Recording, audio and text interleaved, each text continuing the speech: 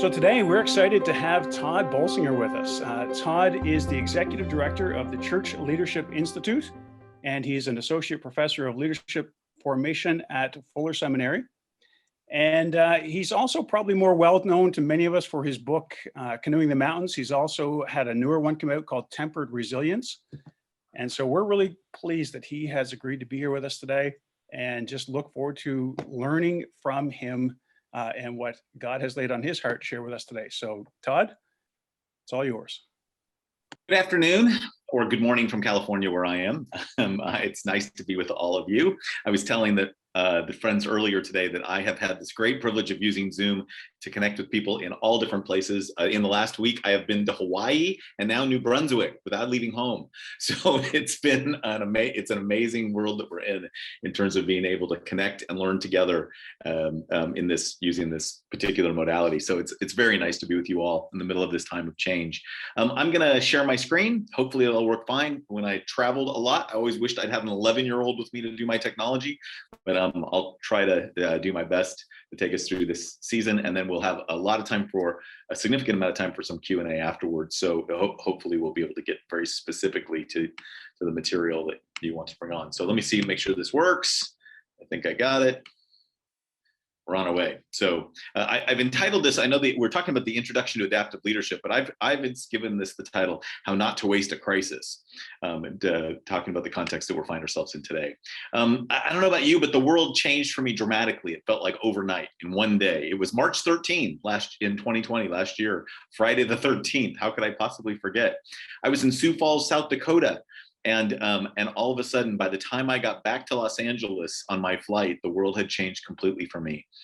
Earlier in that week on Tuesday, I had been in a senior administration meeting. I was until September, one of the senior vice presidents at Fuller Seminary. And before I was given permission to put my energy and attention into my first love, which is working with formation leaders, church leaders in terms of leading change. That's my expertise. It's in leading change. That's what I do. I'm the change leadership guy. I form church leaders for faithful change. I say that because on that Tuesday, sitting in our President's Council meeting, I was the most resistant person to change. We walked into our usual monthly President's Council meeting. We had a surprise visit, at least it was a surprise to me, that on the agenda was our coronavirus task force. I didn't know we had a coronavirus task force. Maybe I could be forgiven for not paying attention because my daughter got married just a month earlier. And if you've ever been through the wedding of a daughter, you know that it really is the center of the world, whether it should be or not. And my family was just kind of coming up for air a few weeks later when all of a sudden I walked into this meeting. We got a report from the task force that had been working for weeks already. And they came in and said, hey, we're going to have to radically prepare to change because of this coronavirus. We're going to go 100% online. We are going to be working remotely, and we're going to stop all travel. Now, I was okay with the first two. I've taught online for some years, and I have a lot of remote employees at the time. But with that third one, we're not going to travel. You see, my work at the seminary was really to take the seminary's research and resources and give them directly to the church. My work had been a giant adaptation and innovation where the seminary was not just going to be about the people that we gave degrees to, but how we could serve churches and church leaders for a lifetime. And mostly that meant that me and my team got on planes and we flew around the country speaking and resourcing people in their context. And so how are we possibly going to do our work if we couldn't travel, I argued. Our president wisely kind of says, let's just take a break and take a breath, and we'll come back to this at the end of the week, but we should probably prepare that this is coming. I couldn't even imagine it at the time, because the next day I got on a plane and flew to Nashville, Tennessee, and then I finished speaking there and I flew to Sioux Falls, South Dakota, and then I finished speaking there and I got on the plane in Sioux Falls and I went through the Denver airport connecting back to Los Angeles, and in the Denver airport, United Airlines handed me a Clorox wipe. And they said, in order to keep you safe in the air, especially now in light of this coronavirus, we'd like you to wipe down your own seat. And I remember thinking to myself, if United Airlines that keeps thousands of people safe at 30,000 feet can't keep me safe in my seat from this coronavirus, this is real, and I've got to take it more seriously. And by the time I got to Los Angeles, when I received the text that we were indeed doing all those things we had talked about on Tuesday, I was completely on board.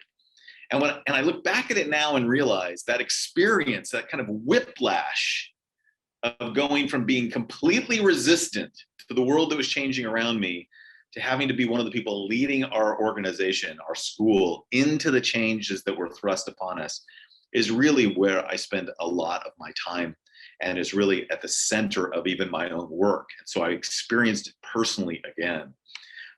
Think about this. If you've got the chat function available to you, why don't you try this? Would you chat in? What was the first sign for you that the world was changing pretty dramatically? What was your Clorox wipe moment that you realized, oh, this is serious, that we've got to take it seriously? What was it for you? It's probably different for each of us, but there's enough of us on this call that we could just use the chat function to type those in, and we can all see them together kind of before us. So feel free to chat in your experience if you'd like. That would be kind of helpful to just see it together.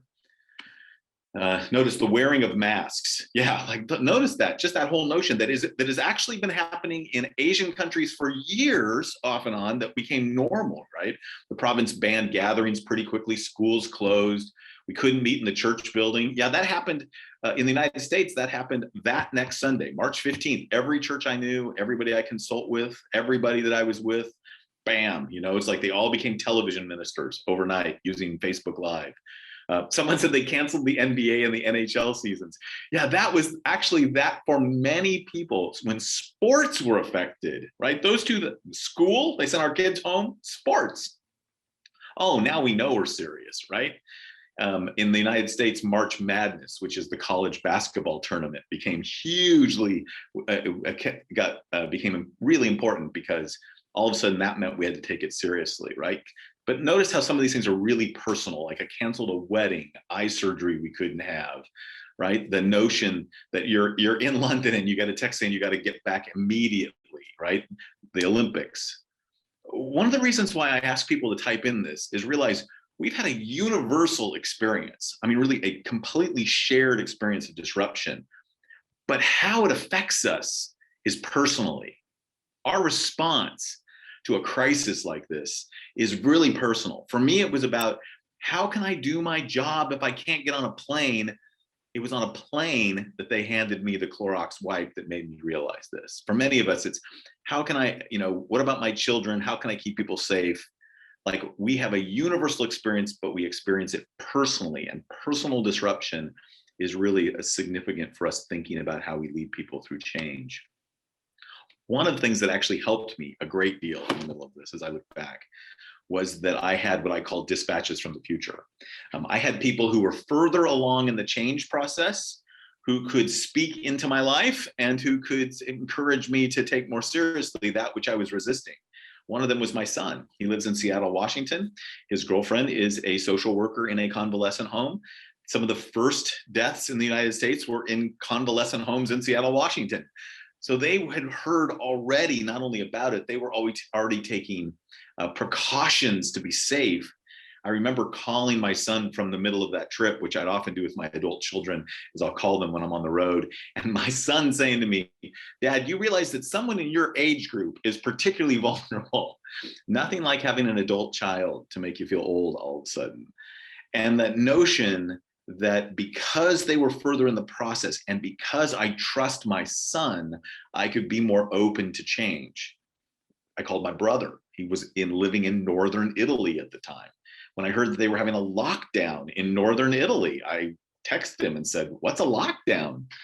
He said, "Oh, yet last weekend we were all joking about this. Now nobody is joking. Please take it seriously, Todd. Our hospitals are overrun." By that Sunday, when everybody was going online, one of my students, who is an Episcopal priest in New York City, she canceled their services in the morning, and she ran a comp line service from her apartment in Harlem that evening on Facebook. I went on and joined in and praying with her and her congregation. They had more people in the comp line service on Facebook than they usually do in services in the morning. And I heard people pray for people they knew who had COVID by name. What we realize is when we're going through change, we are personally affected, and so we personally respond to it. And we also need people who are in the change process with us that we trust to guide us through. And that process is deeply personal and deeply relational. One of my mentors often tells the story about the fact that his spiritual director was a Catholic priest. The Catholic priest has a Marine Corps jet fighter pilot as a brother. So imagine a holiday at their house, right? You got a priest and a jet fighter pilot always gathering at mom and dad's house for a meal. The jet fighter pilot invited the priest to come to the base for his birthday, the priest's birthday, and got permission for the priest as a birthday present to get to sit in the jet fighter pilot's flight simulator and experience what it was like to be a jet fighter pilot for at least a few minutes. He was completely overwhelmed by the experience, but when he got out of the flight simulator, he turned to the person training and said, "Why do you guys use flight simulators to train people?" And the trainer said, "Because at the moment of crisis, you will not rise to the occasion. You will default to your training." And really what I want to say this morning to all of you in this class is that our way of preparing and leading through change is a change of training. Most of us have not been trained for the world we're in. We have not been trained for this overwhelming, disruptive world that we're in, this disorienting and this long-lasting experience of dramatic change. And because we haven't been trained for it, we will default back to the things we were trained to do, even if those things don't work. So what do we need to thrive in a world of continual change? One, you need to learn a new way of leading. You got to lead in a different way than most of us learned. And second, you've got to learn to become resilient in the face of resistance. And what I mean by resistance is not the resistance of the world, it's the resistance of your own people.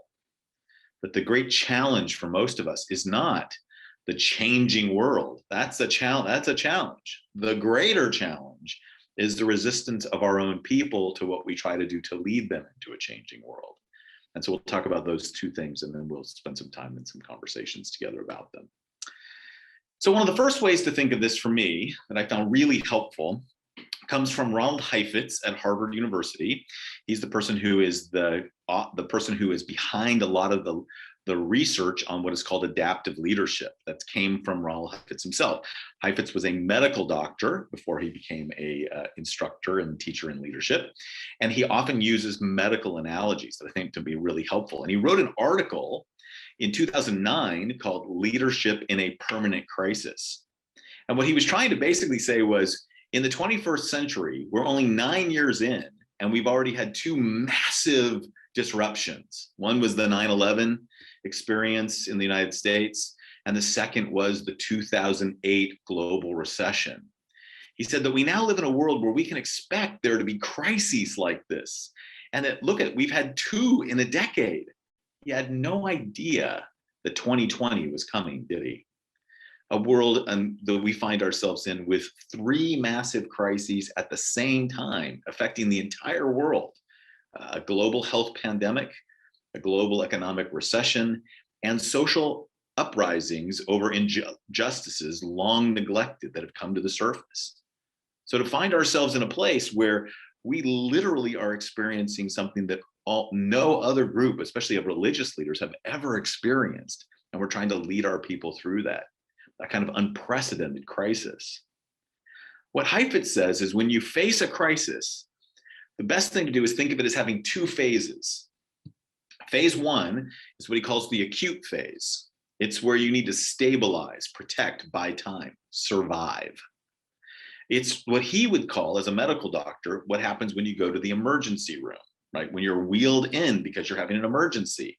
And going to the emergency room in a hospital is different than being admitted at the front desk. This changes everything. You're wheeled in by a paramedic, you're brought in by a family, everything stops. All the attention goes upon you. The goal is for you to survive. Everything is about that moment. This is what my friend Andy Crouch and his colleagues wrote about early in the pandemic in a couple of articles that got widespread attention, where he talks about a blizzard mentality. You all know something about blizzards. When you face a blizzard, like the United States just happened in Texas, where my daughter lives, that shut down the entire state. What you have to do in a blizzard is survive it. You hunker down. You make sure you have enough toilet paper and water and supplies and food. You just try to buy time. You just get through it. And you can do that for a few days, like my dad in Oregon, who had to do it for 9 days. You can do it for a couple of weeks if you have to, but you're just trying to survive. The acute phase is like the blizzard. It's like the emergency. But what happens to most of us when we get into an emergency is that all we want is to get back to normal as soon as possible. If you've ever been in a place in your life where you've had an emergency and you've been in the emergency room, you know there comes a moment, thank God, when you know you're going to be okay, and everybody kind of takes a deep breath and relaxes, and the doctor starts making notes on a chart and everything calms down. And all of a sudden you think to yourself, I just want back my pants and I just want to go home. I'm tired of feeling so vulnerable and having all this attention. I just want to get back to normal. Because the experience of being in a disorienting, unfamiliar experience is that you want to get back to what's familiar. So just think about this. The root word etymologically of familiar and family are the same. It means that when we are in an unfamiliar experience, that it is like all of a sudden we are disconnected from our family. It's like we're orphans. It's like being a child who's lost at a grocery store because they weren't paying attention. And the next thing they looked around and where's mom? Where's dad? Where are my brothers and sisters? I'm surrounded by strangers. And you find yourself yelling out because all you want to do is get back to mama. And what happens to us as humans is when we get into unfamiliar territory, we have the exact same anxious response. We want to run back. We want to go home. What Heifetz says is that strong leaders recognize that temptation to want to just treat this as if it's nothing but the acute phase, and they miss the opportunity that is what he calls the adaptive phase.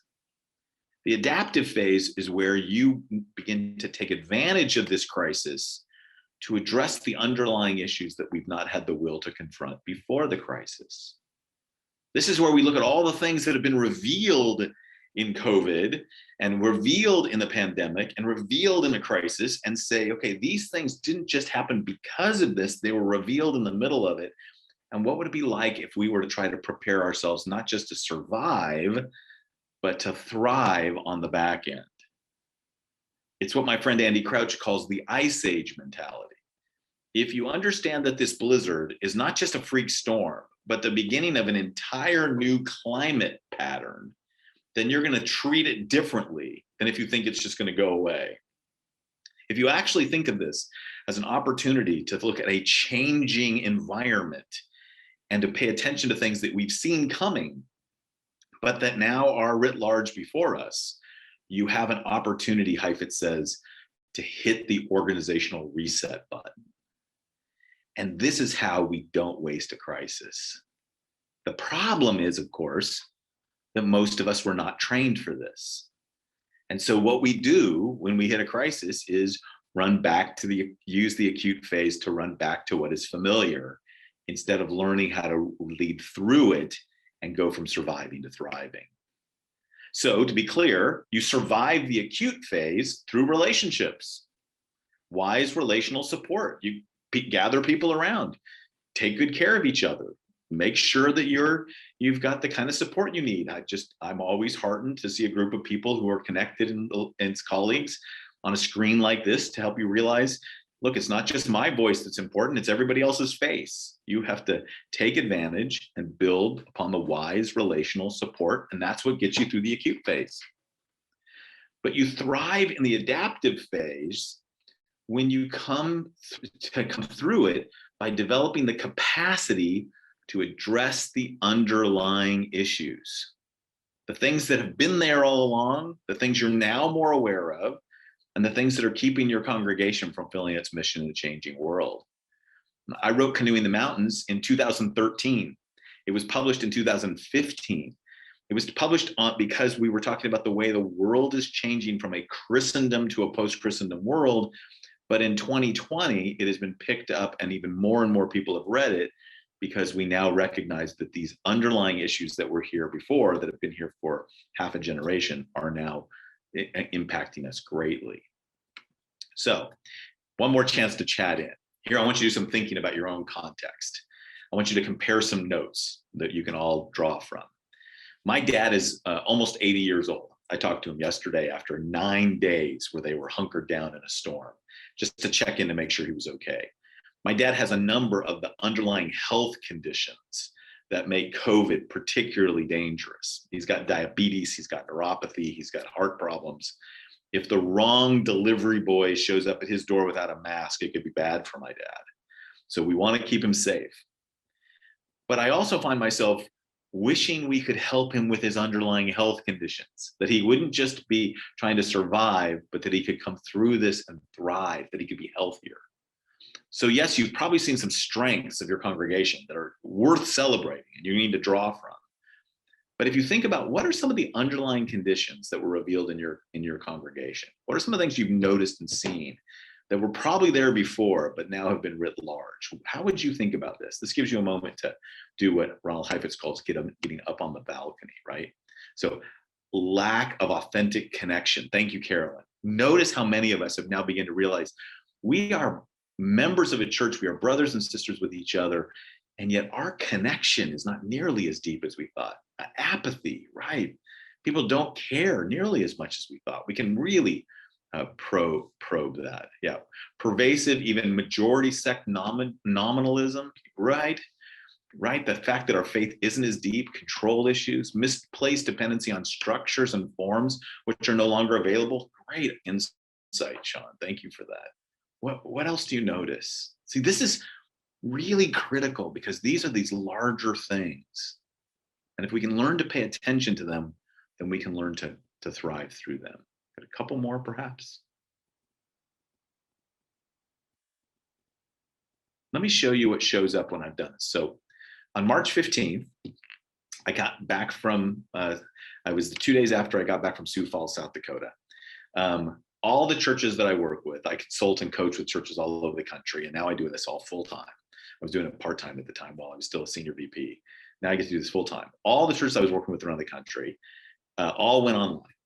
And I did too. I lost 15 speaking engagements, about half of my year of speaking. I do about 30 trips a year. I had no idea what was going to happen. I did 95 Zoom webinars last year, 95. When I'd ask this question, certain themes would come to the surface almost all the time. You guys have already hit a couple of them. One is a lack of deep discipleship for a persevering church. Somebody mentioned nominalism. Many church pastors I know said, look, one of the things I've realized is when I look back in history at the way Christians were a witness in times of crisis, even like the plagues, we don't seem to have that deep discipleship, that deep connection, commitment to Christ that allows us to be a persevering church that witnesses in a different way.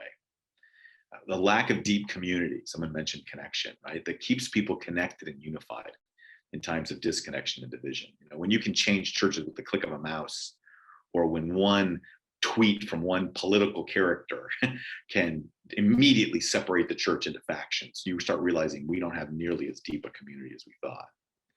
Others have mentioned a lack of extensive leadership capacity. If there used to be said that there was what they called the 80-20 principle, that 20% of the people do 80% of the work.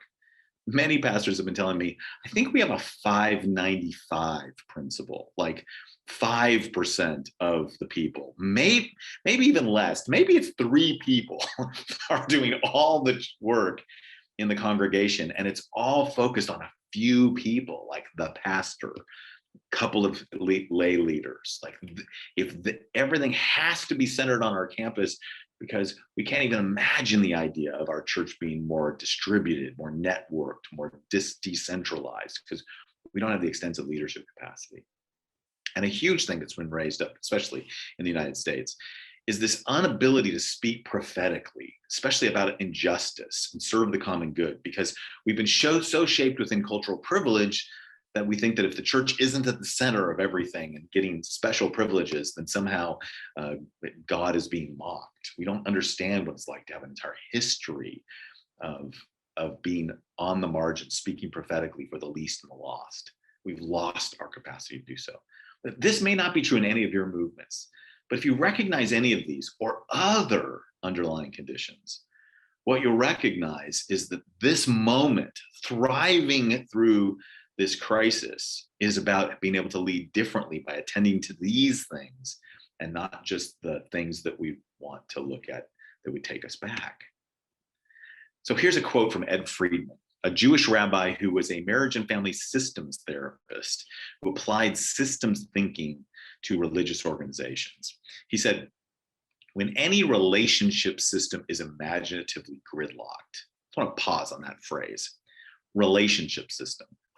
The first thing I want you to think about is the training you need to move through this is to recognize first and foremost what the Bible says about our churches, that we are relationship systems. We're not institutions, organizations. We're not even really congregations. We're brothers and sisters in Christ who congregate, who gather. We're ecclesia. We're gatherings of people who develop a deep connection to one another. We're members of one another. So we function more like relationship systems than we do like schools or organizations or nonprofits. And that's different. When any relationship system is imaginatively gridlocked, just look at that phrase. I often ask the pastors that I coach, when was the last time you were in a meeting that was imaginatively gridlocked? No matter what you tried to do, you guys couldn't get through the same few responses. And oftentimes they look at me and say, I can't remember a time I was in a meeting that wasn't imaginatively gridlocked. We're just stuck. When any relationship system is imaginatively gridlocked, it cannot get free simply through more thinking about the problem. Conceptually stuck systems cannot be unstuck simply by trying harder. If you don't hear anything else in this few minutes that we're together, hear this. Your future is not dependent on your ability to outwork this problem. If you're exhausted, the answer is not to keep struggling, to keep trying harder. Most of us double down on what's not working with even more energy, hoping that it will work. It's like being in a canoe and paddling as hard as you possibly can in a river where there is no water.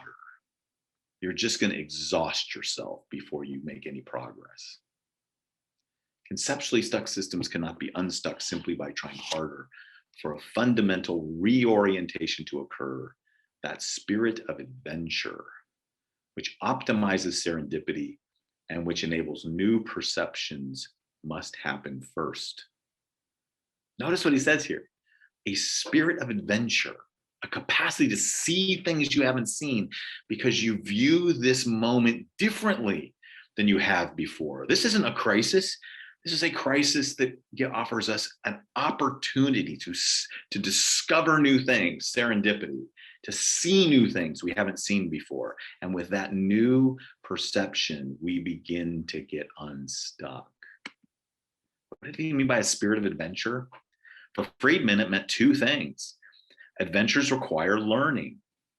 Every time you go around the corner in a new adventure, you're learning something new. Every time you take a new step into the unknown, you are discovering something new. Your posture has to be one of learning. And a spirit of adventure also recognizes that it's going to result in facing loss.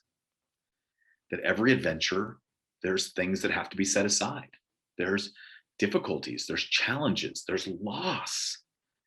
And that you have to acknowledge both learning and loss as critical to the adventure, that you can't protect yourself by being an expert who can perfectly navigate without any casualties, that a spirit of adventure requires both.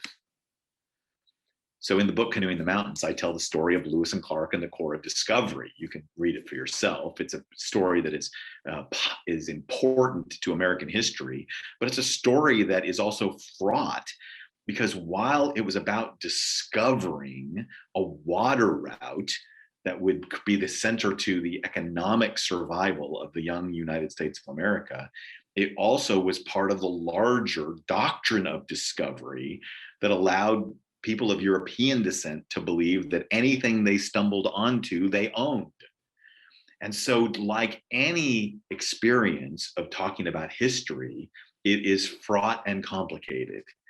It's not unlike studying the Bible, where one of my favorite Old Testament professors once said, the Bible doesn't give you models to emulate, it gives us mirrors we identify with.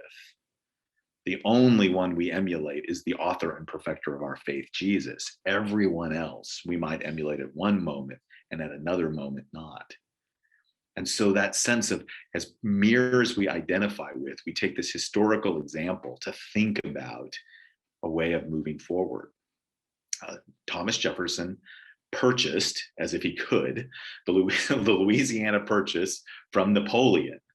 What he was doing was claiming the water drainages of the West, so that if they could discover the water route that would connect the Mississippi River to the Pacific Ocean, that would go from the Missouri River, connect to what is now the Columbia River and to the Pacific Ocean, they believed that water route would be the route that they could use to transport goods from Asia to Europe, and that they could tariff people in that in-between time.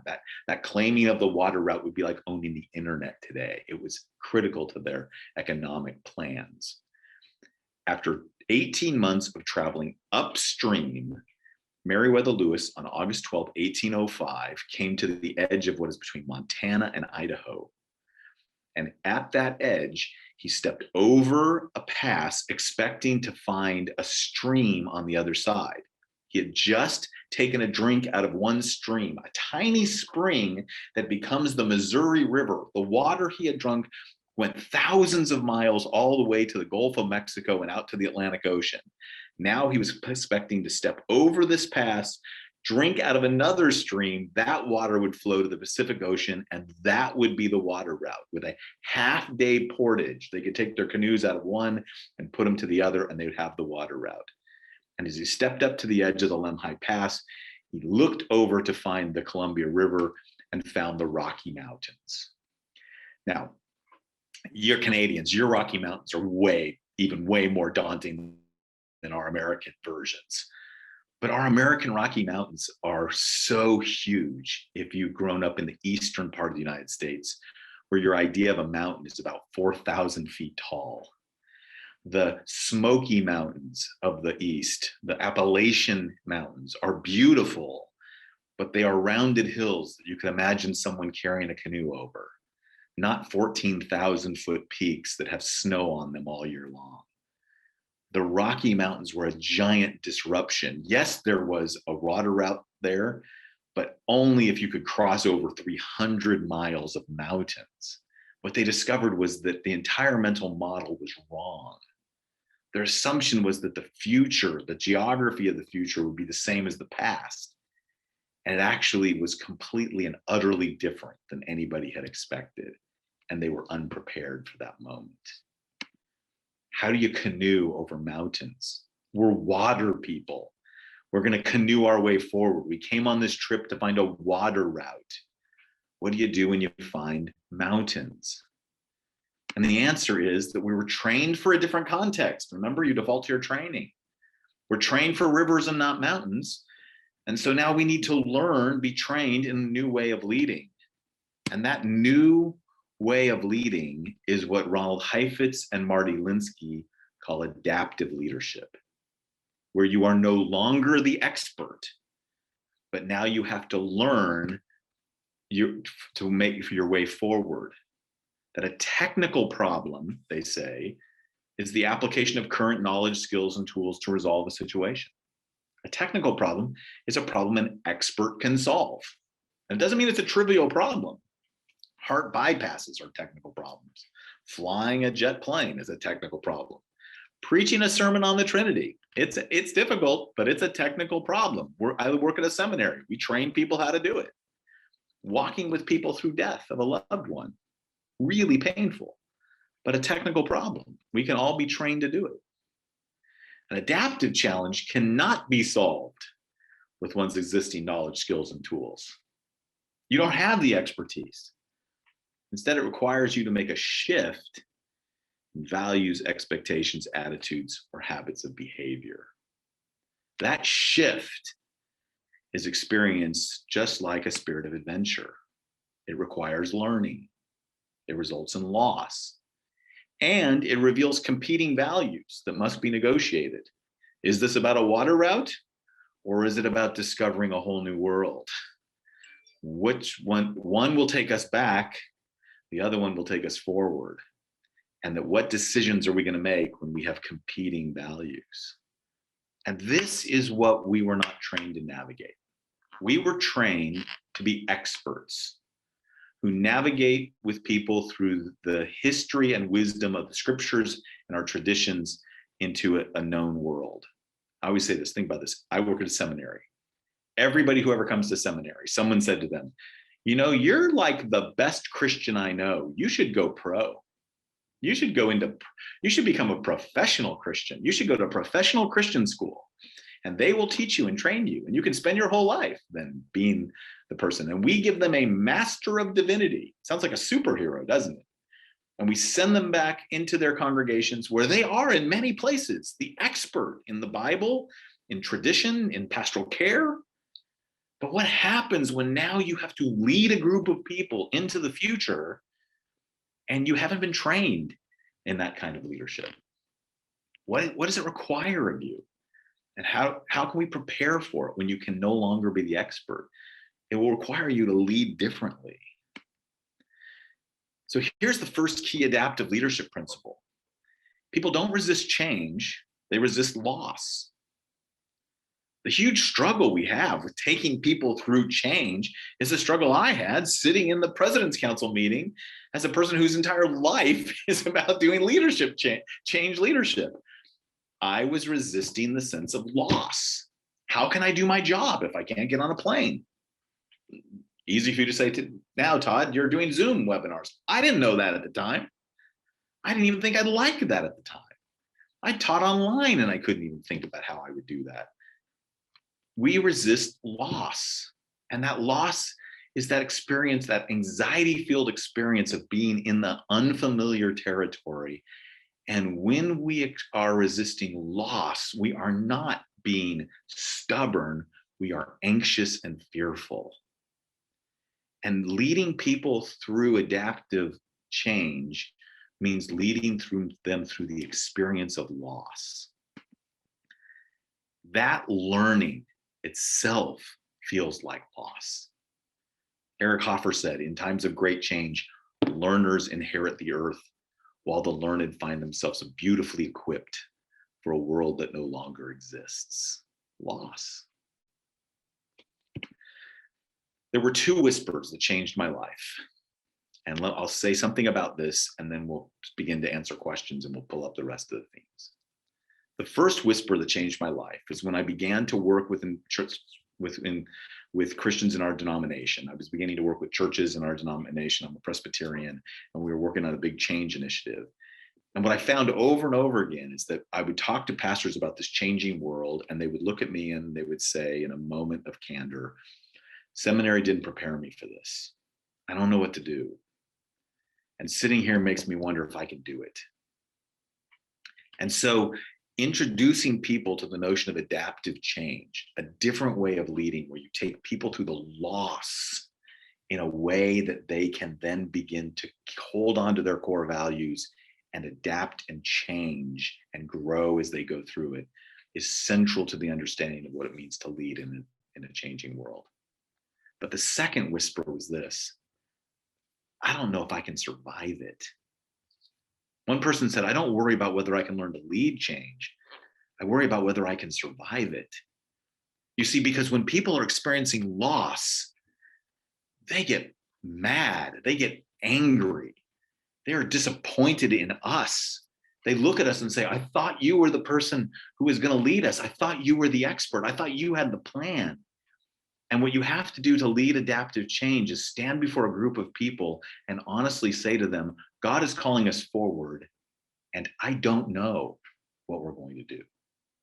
We're going to have to learn. We're going to have to face loss together. We're going to have to navigate competing values. And when we learn and face loss and navigate competing values, people resist. And that resistance can become brutal and painful. And we begin to doubt whether or not we have the capacity to lead. Ed Friedman said when he described how many pastors he worked with, they had become so focused on the aches and pains in the system that they'd been thrown off course by the complaints. They'd stopped supplying vision or had burned out fighting the resistance. They had ceased to be the strength in the system. In short, they had forgotten to lead. What I want to say to you today is that adaptive leadership is something you can learn. It's a formation experience.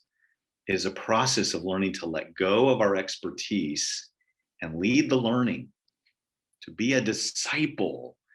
That's what learner is. The Greek word for learner is the same word we get for disciple. And to lead people through the losses, the necessary losses, the canoes they have to drop to continue the journey. And then take them through the learning and loss by navigating the competing values and paying attention to the sabotage. You haven't succeeded until you survive the sabotage. Because people experience loss, they will sabotage 100% of the time. If you're a leader, expect sabotage, Ed Friedman says. The important thing to remember about the phenomenon of sabotage is that it is a systemic part of leadership. It's part and parcel of the leadership process. Another way of putting this is that a leader can never assume success because he or she has brought about a change. It's only after having first brought about a change and then subsequently endured the resultant sabotage that the leader can feel truly successful. Let me say this to you if you're facing that sabotage today. Friedman helps us understand that it's normal, it's natural, it's to be expected. Sabotage is not the bad things that evil people do, but the human things that anxious people do. In unfamiliar territory, they want to go back, run home to mama, find their family. This is even true for the Israelites, who 6 weeks after the parting of the Red Sea, 6 weeks after the parting of the Red Sea, the greatest miracle that would be in the old scriptures until the resurrection, they said, you know, they killed our children, but in slavery, we had leeks and onions. We should go back. That's the challenge that we're facing today. It's how do we lead our people into uncharted territory for their own transformation through their loss, in spite of the sabotage, and to continue to go to complete the mission.